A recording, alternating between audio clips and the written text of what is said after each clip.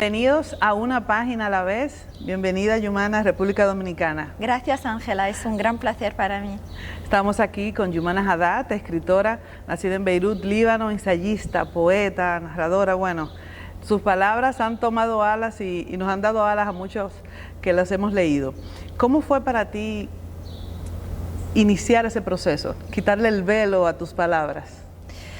Bueno, fue antes de todo un instinto de sobrevivencia para mí, porque desde muy niña había una guerra civil muy feroz en mi país, en el Líbano, y entonces lo que yo hacía para poder soportar esta realidad tan difícil, tan complicada, tan oscura, era leer libros. Y así las palabras poco a poco me han ayudado a descubrir mi voz, mi propia voz. Y cuando yo empecé a escribir, como a los 11 años, era muy natural para mí esta decisión del decirlo todo o no decir nada. Y he sido muy extremista desde el inicio de la escritura, muy extremista en esta... quizás este derecho mío de decir lo que pienso sin velos, como has dicho tú, Ángela, sin esfuerzos para callar algo o hacerlo más ligero o hacerlo menos peligroso. Y entonces fue como un confronto con mi propia lengua y después con las otras lenguas, porque a veces los idiomas no quieren decir lo que tú quieres decir y es como una guerra, es como se revoltan, y sobre todo con la lengua árabe, porque es una lengua es muy rica, pero no es tan preparada a la transgresión. Claro. Y entonces fue un viaje muy interesante, con altos y bajos muy fuertes, pero esta libertad mía escribiendo siempre fue una condición intrínseca de la escritura para mí. ¿Para quién escribes? Escribo antes de todo porque no puedo no escribir. Es como una necesidad vital para poder continuar a vivir, para poder levantarme de la cama cada mañana, para tener la capacidad de, quizás, no sé cómo se dice esta palabra, pero desintoxicarme, y hablar con estos demonios que están dentro de mí. Pero después, cuando publico lo que escribo, sí que es para una audiencia. Al inicio pensaba que ¿quién iba a leer una escritura tan personal, tan íntima, donde el yo es muy presente? Y muchos escritores mayores me han dicho, no tienes que utilizar este yo, tienes que hacer tu escritura más general, más universal. Y yo no podía, no solo no quería, sino no podía también. Y descubrí, y esto es un milagro, que este íntimo es tan universal que todas las historias mías, que son muy personales, se la comparten muchas otras mujeres y muchas otras personas, y no solo en el Líbano o en mi país o en mi región, sino en todo el mundo, porque el humano es universal y yo escribo desde un punto de vista muy humano. Y a pesar de eso, tus libros siguen estando prohibidos en algunos países. En algunos sí, en algunos sí. No es malo que por aquí no, porque esa voz que has conquistado y la que tú misma defiendes, como tú dices, nos habla mucho cuando la estás leyendo, tú te sientes en esos zapatos, y me lleva a la próxima pregunta, que es ¿cuál ha sido el precio de esa voz? ¿Cuál ha sido el precio que tú sientes que has pagado por darle voz a tus letras? Yo siempre digo que no hay precio. No he pagado nada, o he pagado muy poco, porque la belleza de ser tan libre cuando escribes no tiene precio. Entonces, claro que muchos me han criticado o insultado, lo que hay amenazada es normal. Pero el placer que yo tengo cuando escribo así y cuando escribo con esta ferocidad es tan grande que para mí no hay precio. ¿Sabes? Hay dos maneras de vivir y también dos maneras de escribir. O vives para los otros o vives para ti misma. Y yo he decidido vivir para mí misma con mis errores. No sé que cometí y que voy a cometer muchos otros errores, pero es mi derecho también. Claro. Soy un ser humano y entonces no puedo escultar mi escritura para no tener que pagar algo. Claro. Porque el precio no tiene sentido, no me importa. La narrativa, y cuando digo narrativa me refiero a todo lo que escribimos, la literatura, está contando la sociedad. Es solamente un exponerla, es un criticarla, un visibilizarla. Cuando leemos muchos de tus textos, a nosotros nos pueden significar casi absurdos porque vivimos en una sociedad tan distinta a la tuya. Sin embargo, creo que el respeto desde donde tú muestras, a pesar de lo vulnerable que pueda resultar, lo que hace es que enaltece lo que haces, o sea, la misma obra que sale de esto. ¿Cómo tú sientes eso? ¿Lo que escribimos cuenta lo que vivimos o un poco expía lo que no queremos vivir? Quizás las dos cosas, depende.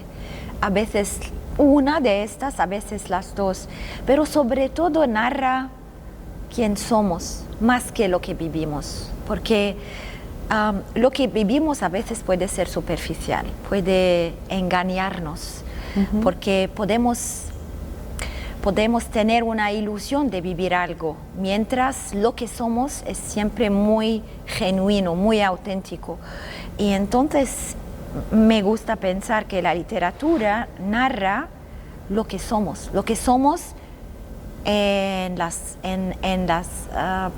en los momentos más vulnerables de nuestras vidas, porque de esta vulnerabilidad y de la capacidad de exponerla sale mucha fuerza. Sí. Resulta mucha fuerza. Creo que sí, solamente por habernos dado el permiso de verlo. Claro. Sale la fuerza. Sí. Leí en una de tus entrevistas que cuando conociste al Marqués de Sade, dijiste, he vivido una vida, ¿no?, de hipocresía. Sí. ¿Cómo ha sido la lectura dentro de tu proceso? Ya al principio nos comentabas de que era tu manera de escape. ¿Algunas voces que hayan formado a la escritora que eres hoy? ¿Unos escritores referentes? Todas las voces que he leído, aún las que no me han gustado, aún los libros que quizás no pude continuar de leer. Cada palabra leída me ha ayudado a ser la escritora y la mujer que soy, porque las influencias también negativas nos pueden ayudar en la vida.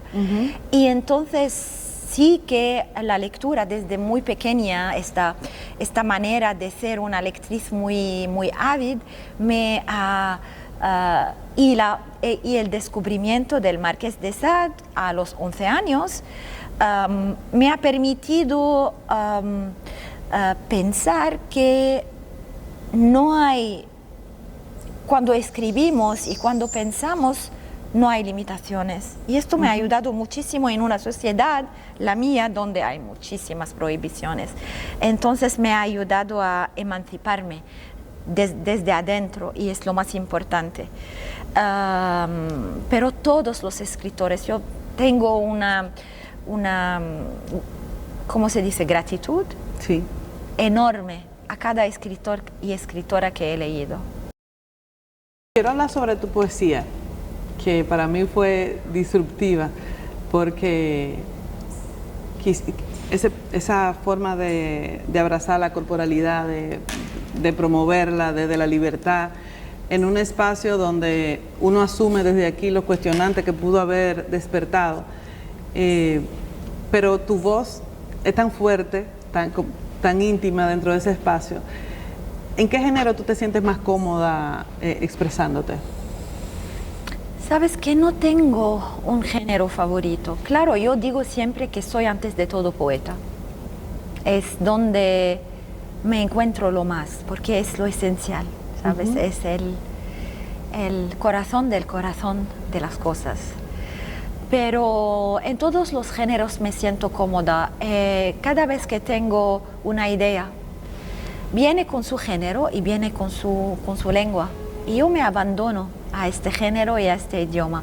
A veces la idea viene como ensayo, a veces como novela, a veces como poesía, como teatro también. Y me encanta esta forma de complicidad no planificada que tengo con las palabras, porque me llevan su género y yo solo tengo que decir sí. Hablemos de Yomatia Cherezade.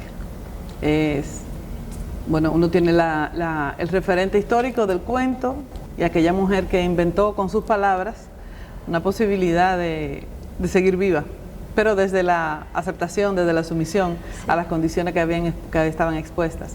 Háblame un poquito de ese libro. Sí, es un libro que escribí desde hace 14 años ya. Y no puedes imaginar lo triste que estoy de que está siempre muy actual este libro. Y cada día más. Y esto es un drama, porque yo quisiera que mis textos feministas sean fuera de moda, porque ya no son necesarios, ¿sabes? Yo quisiera vivir este momento, pero no lo veo. Sabes que Sherazade es una figura claro, de ficción, pero muy celebrada como una heroína en nuestra literatura. Y a mí, porque me encantaban las mil y unas noches, siempre me enfadaba esta idea de celebrarla, porque ella también ha negociado con el poder. Claro que quizás no podía hacer otra cosa, pero sigo viendo Sherezades en el mundo de hoy cada día. Sí. Mujeres que tienen alternativas, pero eligen de negociar con el poder, porque quizás es más fácil, quizás hay menos confrontación, todas estas razones. Y entonces yo quise matarla para darle la posibilidad de nacer otra vez más fuerte, más libre, más responsable de su propio destino. Y es la historia de este libro. Y algo que sigue siendo atemporal, y lamentablemente, es que Superman no es solo árabe, sino es dominicano también. Me gustó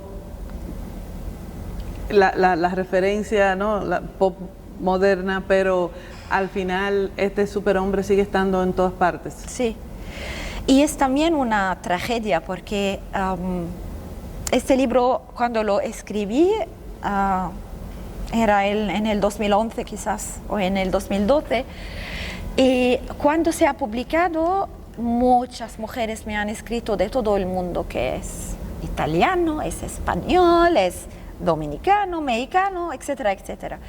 Entonces, el machismo sigue estando muy bien en todo el mundo. Aún, claro, hay diferentes niveles de discriminación y de machismo dependiendo del país y de las leyes del país, pero está allá como un monstruo adentro, esperando el momento de salir otra vez. Y esta es una tragedia no para las mujeres, sino para los hombres mismos, porque es una forma de terrorismo emocional, económica, política, social sobre ellos también. Sí. Y cuando ellos se van a liberar de esta masculinidad tan tóxica que les hace creer que tienen que ser Superman, siempre, en todas las situaciones porque también están educados. Están educados para eso. Para esto, cuando se van a liberar, también van a entender la importancia de tener una mujer cómplice fuerte con ellos. Compañera, claro. Una compañera y no un accesorio. Y también quisiera poder vivir, quisiera poder ver esto antes de morir. Y esa complicidad que hay en la crianza de esos hombres que son criados por mujeres que alimentan el mismo estereotipo que la Sí, castiga. Sí, porque ellas también son víctimas, entonces Claro. muchas veces interiorizan este sistema patriarcal y estas normas de discriminación, estas formas de pensar que la mujer hace esto y el hombre esto. Ella es solo para la casa y él es para todo el mundo. Y todos estos estereotipos y clichés que transforman las relaciones, no estoy generalizando, pero transforman muchas relaciones entre hombres y mujeres en guerras continuas. La otra mujer de tus libros es Lilith. Sí. Y me encantó, bueno, el rescate, la poesía del libro, hermosísima. Háblanos un poco de ese libro. Sí. Entonces yo descubrí Lilith a los 33 años y fue como un nacimiento nuevo para mí, porque encontré en esta figura mítica muchas respuestas para preguntas que tenía y que nadie, sobre todo la religión, no podía darme.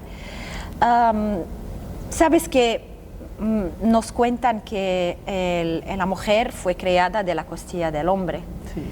Sí. Pero hay otra historia, hay otra interpretación, hay otra sugerencia, y es que el hombre y la mujer fueron creados de la tierra como iguales se dice. Sí. Y ella era muy independiente y Adamo la trataba como un accesorio. Y ella lo dejó y se fue. Sí. Y entonces en este momento Dios ha creado la segunda mujer y la ha creado de su costilla para garantizar su obediencia al hombre, porque va a ser una parte pequeña del todo masculino. Y entonces yo pienso que en cada mujer hay una Lilith. Claro. Y que si formamos las nuevas generaciones de niñas desde ese lugar, con la historia de Lilith y no con Sherazade y no con Eva, vamos a tener mujeres fuertes, independientes, emancipadas, que pueden tener relaciones interesantes y bellas con el hombre y no relaciones de poder. ¿Qué consejo tú le darías a esa mujer que quiere escribir, que no se decide, que no se da el permiso? Bueno, no sé si tengo el derecho de dar consejos, pero pienso que necesita inventar el tiempo para sentarse y decir lo que quiere decir, porque hay una cosa que descubro cada día más, sobre todo a mi edad, es que la vida es demasiado corta. Y cada uno de nosotras y de nosotros tenemos algo que decir. Y tenemos una contribución que hacer en este mundo. Y sería una pena no hacerla. Entonces, tiene que hacerla. En este proceso de escribir, nos damos ese duele, ¿no? A veces lo que escribimos duele, sacarlo fuera. Pero como tú dices, cuando otros lo leen y encuentran eco y ven que es un espejo y le permite visibilizar su propia circunstancia, creo que es liberador para ambas partes. Para las dos, le claro, da forma claro. al todo y a la misma palabra, al mismo hecho de escribir, a la misma posibilidad de leer. Sí me gustaría que me dejaras algunas recomendaciones de libros que tú sientas que son imperdibles o que serían buenos que leyésemos. Prefiero elegir escritores mejor, ¿Sí? porque cuando un escritor me encanta, casi todos sus libros merecen la pena de ser leídos. Hay una escritora brasileña que me encanta que se llama Clarice Lispector. Sí. Y yo aconsejo a todos de leer Clarice Lispector porque es fantástica. Poesía. Aquí en América Latina y en América Central hay poesía tan bella, tan rica, entonces no quiero ni elegir, pero Borges, por ejemplo, el mundo de Borges, para mí me ha permitido soñar con universos que ni pensaba eran posibles. Y entonces aconsejo la lectura de Borges, y voy a elegir un poeta libanés porque soy libanesa. Desgraciadamente no está traducido al español, pero quisiera que lo sea, y se llama Unsi El-Hajj. Está traducido al francés y hay una selección de sus poesías en español. Y entonces también es una recomendación que me gustaría dar. Bueno, con eso cerramos nuestra conversación. Ha sido un placer y un honor para mí tenerte en Una Página a la Vez, tenerte en República Dominicana dentro de las actividades de Centroamérica Cuenta. Así que plato fuerte durante toda la semana. Muchas gracias, Ángela. Un honor para mí.